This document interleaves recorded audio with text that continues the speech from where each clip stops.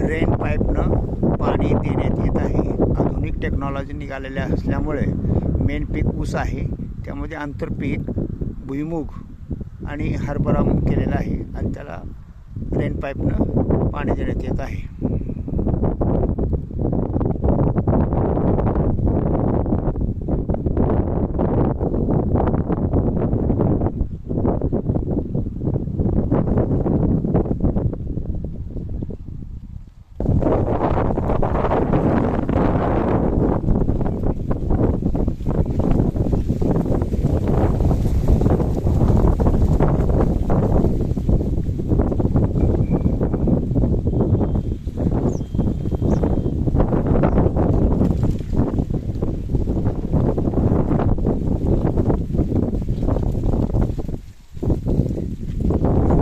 सगळं साहित्य आहे.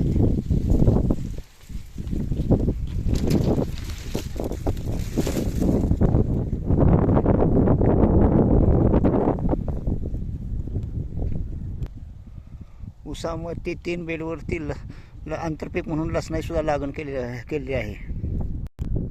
हे कांद्याचे बियाणे तयार करण्यासाठी कांदे निम्मे कापून त्याच्या बुडक्या लावल्या जातात. बुडक्या लावलेल्याचे ओरिजिनल बियाणे असते.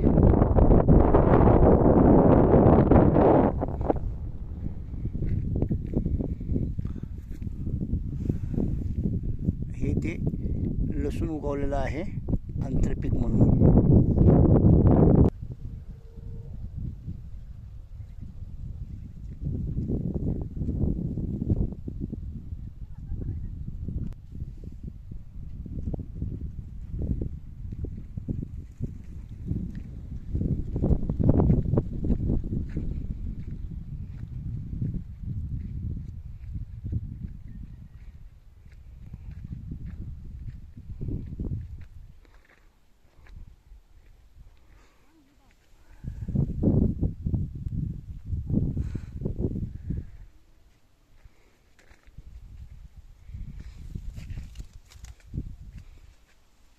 हे ते शाळू आंबे आलेले आहेत.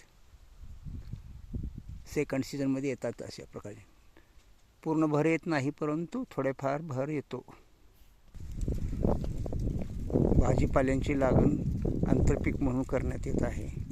त्यामध्ये भेंडी, गवारी, दोडका, कारले, वाटाणा, मिरची, मुळा अशा प्रकारे सर्व प्रकारचे भाजीपाल्याचे, चाकवत, पालक अशा सर्व पालेभाज्यांचे प्रकार आपल्या घरगुती उपयोगासाठी म्हणून लागण करण्यात येत आहे.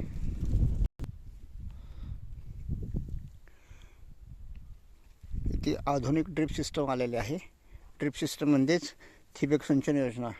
या योजनेसाठी शासनाकडून 80% अनुदान मिळत राहते, परंतु शासनाच्या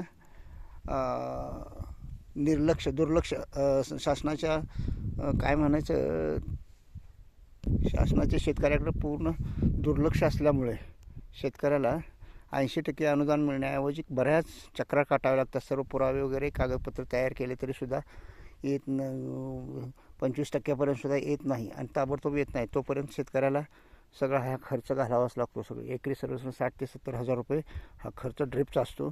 तसं जर रेन पाईपचा 20,000 ते 25,000 रुपये रेन पाईपचा खर्च असतो. रेन पाईपमुळे पिकांना पावसासारखं पाणी वगैरे मिळत राहतं, म्हणजे पीक हे निरोगी येत राहतं. धूळ, कीटक वगैरे सगळे त्याच्यातनं सगळं निघून जातात.